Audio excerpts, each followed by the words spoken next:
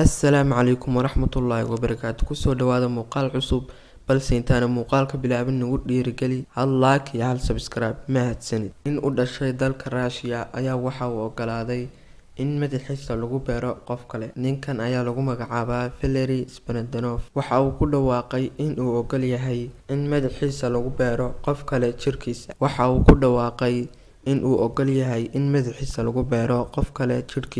Isaga oo sheegay in la gaaray waqtigii madax kale lagu bedeli lahaa qof kale jirkiisa. Yacni waa qalliin aad iyo aad u adag.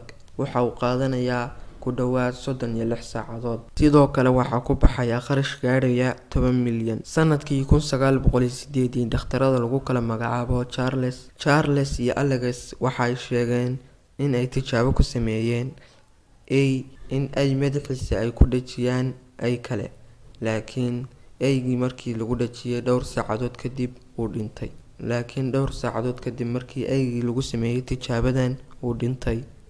Haddaba yaan war idinku daalin, qalliinkan ayaa waxa loogu talagalay in la fuliyo December 2017, balse Valery Spiridonov waa uu ka laabtay in madax kale lagu beero qof kale jirkiisa.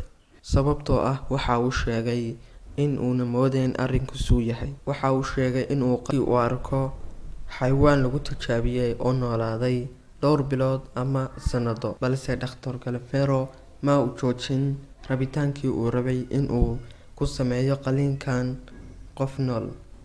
Markan waxa uu la sameeyay, balse waxa uu ku shaaciyay shir jaraa'ideed in ay ninka iskaashiga iskala dhexeeyaan ay ku sameeyeen 2 qof oo meyd ah in lagu kala bedelo 2 madax. Ugu dambeyn qalliinkii waa uu ku guuleystay, laakiin 2 qof oo uu ku sameeyay waxay ahaayeen 2 qof oo meyd ah oo lama sii sheegi karo in ay sii noolaanayeen iyo in kale, maadaama ay ahaayeen 2 qof oo hore u dhintay. Balse dhakhaatiirta kale waxay sheegayaan in qalliinkan aan lagu guuleysan karin, xataa uuna u soo dhawaan karin guul. Haddaba muuqaalkeena maanta intaas ayuu ku egyahay. Haddii aad muuqaalka ka heshay, like saar, sidoo kale commentiga nagu dhiib wixii aad ka leedahay mowduucan maanta idin soo gudbiyay. Mahadsanid.